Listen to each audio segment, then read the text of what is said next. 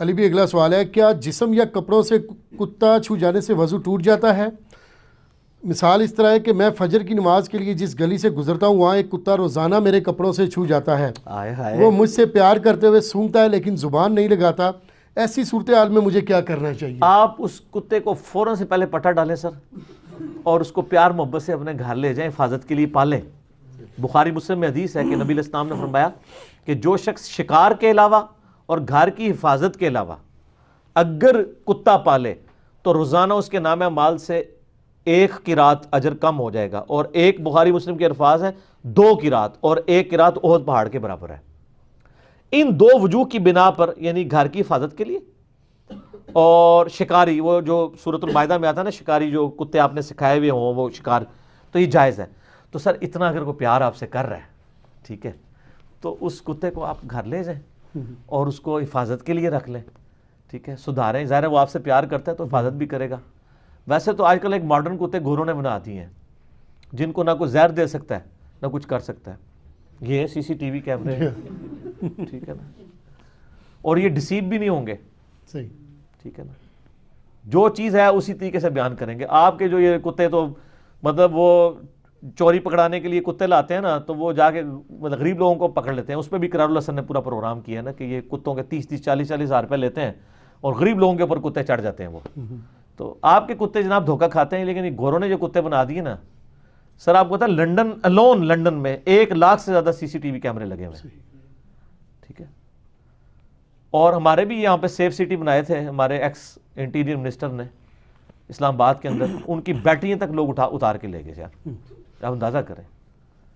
تو یہ جو اس کتے کی طرف آئیں، وہ کتا اگر تو ان کے کپڑوں پر زبان مارتا ہے یا جسم پہ زبان فزیکلی ٹچ کرتا ہے تو وہ حصہ تو ناپاک ہو جائے گا۔ اگر وہ صرف سونگتا ہے، جیسے انہوں نے لکھا ہے کہ وہ سونگتا ہے ایسے ہی، یا کپڑے کے ساتھ ٹچ کرتا ہے، تو ظاہر ہے کہ وہ تو ناپاک نہیں ہے۔ تھوک اس کا جو ہے نا کتے کا ناپاک ہے، اگر تھوکے گا وہ ناپاک ہوگا، باقی جسم کے ساتھ ٹچ کرے تو کوئی مسئلہ نہیں ہے۔ اور جن لوگوں نے پالے بھی ہوئے ہیں نا، شوقیہ پالنے کی تو نہیں، حفاظت کے لیے اگر پالے ہوئے ہیں تو ہم کسی پہ فتویٰ نہیں لگاتے کہ وہ دکھلاوے کے لیے کیا ہے، تو وہ بھی اپنے پھر کپڑے لاتا رکھا کریں اگر اس طرح زبان تک معاملہ جاتا ہے جی، اور تھوڑی سی ہمت کریں، اگر وہ آپ سے اتنی لاڑیاں کر رہا ہے تو آپ ایک ڈنڈا ہی رکھ لیں، ڈنڈا پیر ہے، ایک دفعہ اس کا لاڑ نکال دینا تو بلکہ بڑا ڈنڈا اٹھا لینا، کیونکہ ڈاکٹر صاحب بڑا ڈنڈا بھی اٹھایا ہو تو ویسے ہی نہیں نزدیک آتا۔ میرا حال ایک بار تجربہ کریں، وہ بڑے والا ڈنڈا اٹھائیں، ٹھیک ہے نا، 2-3 بار کھڑکا کے چلیں نا، تو پھر اس دن چیک کریں کہ وہ آپ سے لاڈ کرتا ہے کہ نہیں، ٹھیک ہے۔ تو تھوڑی سی انجینئرنگ بھی کر دوں ادھر۔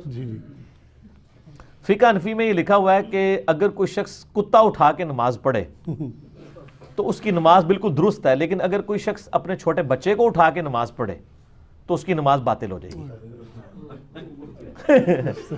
اچھا، وہ پھر نہیں ساتھ انہوں نے ساتھ اس کے آداب بھی لکھے ہیں، وہ جیسے کہتے ہیں نا استنجے کی 98 سنتیں اور آداب، تو کتا اٹھانے کی آداب بھی انہوں نے لکھے ہیں۔ اچھا، یہ کتنی کہانی ہوتی ہے، سنتیں اور آداب کا مطلب یہ ہوتا ہے کہ سنت ایک ہی ہوئے گی، باقی سارے بابیاں دے آداب ہوں گے، تو وہ جھوٹ سے بھی بچ جاتے ہیں، توریہ کر لیتے ہیں۔ تو کتا اٹھانے کے آداب، تو فقہ حنفی میں لکھا ہوا ہے کہ کتا اگر آپ اس طرح اٹھا کے نماز پڑھیں، دیکھو کڈی وڈی کہانی ہے، تو اس کے منہ کو باندھ لیں گے کہ آپ کو زبان مار دی،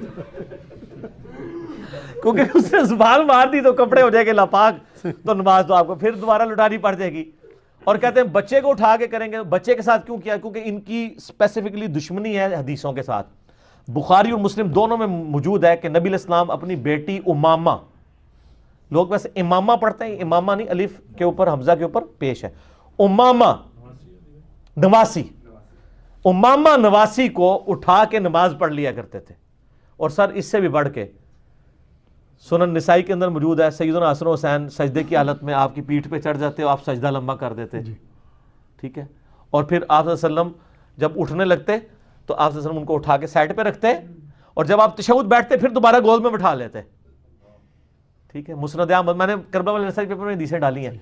نبی علیہ السلام نے تو بچوں سے اتنا پیار کیا، یہاں پہ لوگ کہتے ہیں فینیٹک ہے، صحیح بخاری میں حدیث موجود ہے، نبی علیہ السلام اپنے بچوں کو، نواسوں کو پیار کر رہے تھے، تو ایک شخص کہنے لگا میرے تو 10 بچے ہیں، میں نے تو کبھی ان کو پیار نہیں کیا۔